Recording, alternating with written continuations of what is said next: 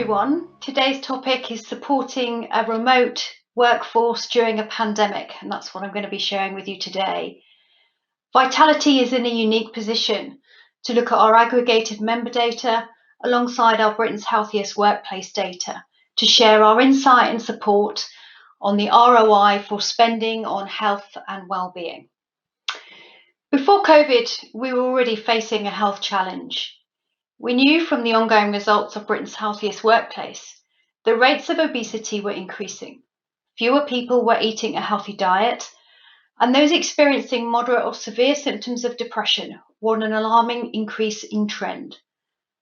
We also knew that health factors were contributing to employees becoming less productive year on year, with the 2019 results showing that 38 days of productive time were lost per employee per year through presenteeism and absenteeism. In terms of presenteeism, we simply mean that whilst being present in the workplace, someone is not necessarily performing at their normal level. They may be there, but not be there fully. So for a company to perform well, protecting individuals is key. 82% of employees make unhealthy choices. That's a stark statistic. We are human beings after all, and while some of us know what we should be doing but don't do it, many perhaps don't know exactly where the boundaries lie between healthy and unhealthy behaviours and lifestyle choices. We're not talking here about how to make healthier people even more healthy. We're talking about how we can influence those with the least healthy lifestyles to be a little bit more healthy, incrementally healthy. As you'll see as we progress, just making small changes can have a big impact on an individual's health and well-being, enhancing their performance at work as well. So how can we best encourage people to make healthier lifestyle choices? Their choices affect their health and well-being, and you can see the trend on each of these graphs. The more factors that are unhealthy, the more it compounds the effect on various different measures. Understanding and changing the underlying causes of these factors enables an organisation to target its well-being strategy and spend, and can help show a return on investment. And that's critical now more than ever. We know this. Budgets are being squeezed, and being able to demonstrate and evidence a return on investment is critical. I'm going to share with you how any organisation can baseline and then track the improvement, helping people make healthier choices, not just in the short term, but for long-term behavioural change. The impacts on their personal health and their personal lives can be seen here, but it goes right through to how it impacts them at work.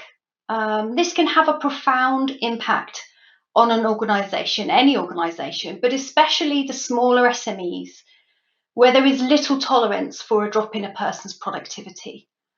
It can easily go straight to the bottom line and hit the profit if there's a drop in productivity. During the pandemic, this can be even more challenging as individuals are grappling with the impact of lockdown and COVID more broadly on their family, their friends, their jobs, and of course their own morale and motivation. And it's getting worse over time. The number of productive days lost to absenteeism and presenteeism due to health-related factors is very much increasing over time. And here you can see a 57% increase was seen through our BHW results, that's Britain's Healthiest Workplace, from 2015 through to 2019. And you can see how employers need to tackle this trend, and it's likely to be further impacted by COVID. So we know how big productivity impact can be and each condition, and they're additive. As I've said, we know many are linked, and we can see here in the data, and in the data that we shared at the beginning, that people make unhealthy choices, and around 45% of people are making 2 or more unhealthy choices. And we can directly see, for example, that if you're not physically active, it could link to being more overweight, which in turn may lead to musculoskeletal issues, could lead to depression, That could cause a lack of sleep, financial worries, and you can see how it could snowball. The good news is that by addressing the underlying causes, this can also have a ripple effect and a positive effect on people too. So by simply just addressing one of those risk factors, in my example here, physical activity, it could have a multiple impact positively on someone's life and well-being. So you can see if, for example, you're not getting enough sleep and you change that and you get more physically active, just by addressing those two underlying causes, you could be up to 11.7 days per annum more productive. And not everybody will get there, not everybody will reach necessarily those numbers. But you can see it can have a big impact just addressing two relatively small underlying lifestyle behaviours. So for an employer, it's really about how best to do that, how to get people informed, interested, and motivated. After all, the rest is up to them. What works for one employer might not be the right mechanism for another. And so it's important that this is done in line with their culture and appeal to as many people as possible.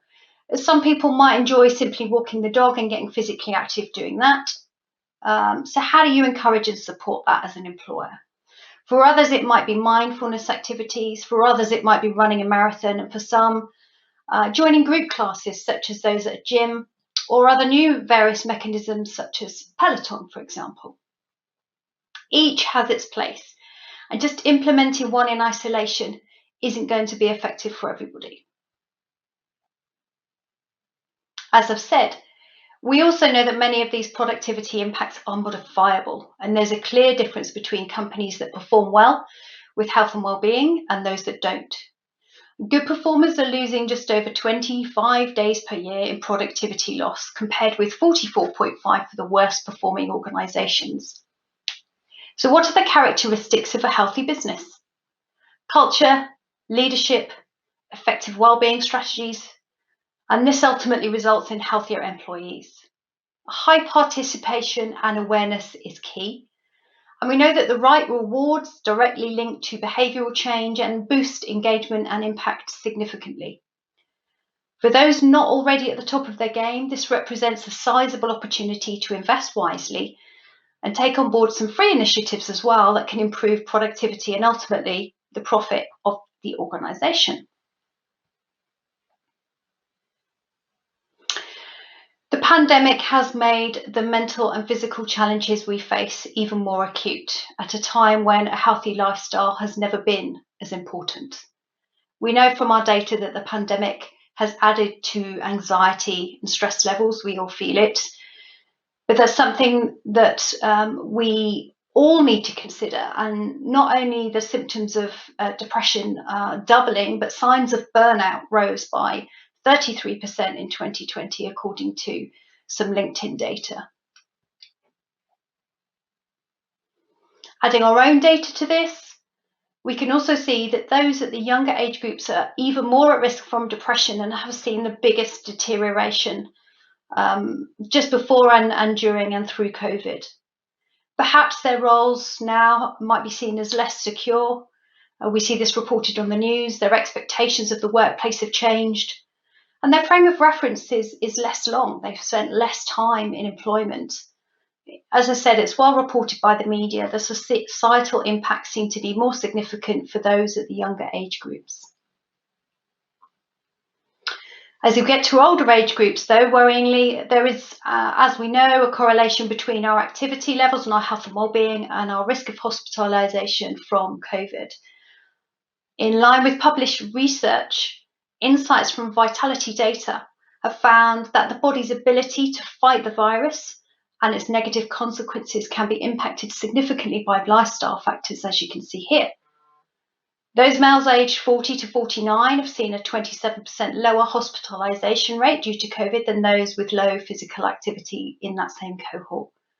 So with the right health and wellbeing programs and rewards, employers can bring their staff to bring about a real life change and the impact on their life in the context of COVID. So how do they do this? To add to this, everyone is experiencing the pandemic in their own way and facing their own set of challenges. Are the workers in your organisation struggling with their mental health with childcare, with being alone? Are they disproportionately affected because they're female or because they're BAME? How many people across seniorities are experiencing work pressures and demands? How are managers coping, looking after themselves and their team? How uniquely is everybody affected? We have to be able to personalise interventions and to do more to coach those at greatest risk. If we don't, will people be voting with their feet to leave their employers, especially those that haven't supported them? So as an organisation, where do you start? Well, you start with data. It's now potentially harder than ever to know the health and well-being of your employees. They're remote, you're not seeing them around the office and the workplace. But data is the friend when supporting the workforce. How can you tackle a problem if you don't know what the problem is or what's causing it? Aggregated health and well-being data can help the employer create a more effective well-being strategy that drives engagement and productivity improvement. Workplace wellness surveys are one of the tools that we offer at no cost to clients and non-clients that measure the wellness of an organisation. As I say, it's open to all organisations. At this time, I'd suggest that organisations and wellbeing surveys focus on health risks within the business, along with the employee's attitude to returning to work and working from home. At the same time, employees can get immediate tailored feedback on how to improve their health. If we next look at helping the teams, one of the biggest problems there can be is how to engage your team with health and wellbeing as an employer. Now, at Vitality, we use a number of services to do this from our own teams, and we have some experts internally, but also field experts, such as our recent new partner, Pippa, which offers support to members going through the menopause. Our workplace wellbeing team holds regular workshops and online group events like Mindful Mondays and HIIT sessions every week, and nutrition webinars. And as I've said previously, you need to find an activity and a raft of activities and content that appeal to a broad spectrum of interests. Consider running challenges to encourage people to galvanise their activity to a common goal. And consider the VIP appeal. At Vitality, we've used our ambassadors like Joss Butler and Tracy Neville to help us engage our people with half-term activities for them and their children, as well as cook-alongs and fitness challenges that we've run. It's important when employees do need help that there's an easy process to access the help, especially within the current restrictions. Digital pathways such as Vitality GP, direct self-refer for physio and mental wellbeing support, I've seen a huge uplift in utilisation. And we can see just from this graph that we need to find something that is personalised. So we saw an uplift for individuals in their activity from just doing one thing, either apps or devices, but when they did both, that was super boosted and that worked really well.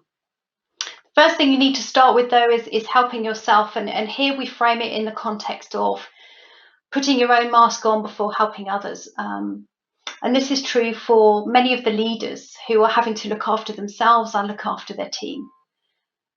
Think about, are they hitting themselves, their own physical activity requirements? Are they getting up and about? Are they sat on Teams calls all day and in meetings?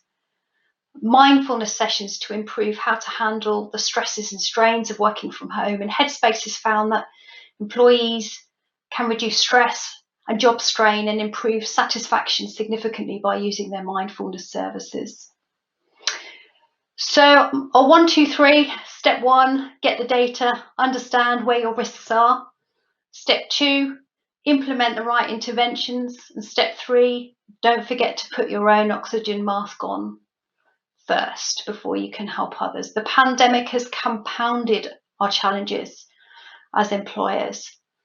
There was already health and wellbeing challenges before 2019 and before COVID-19, and that's just been made more significant over time.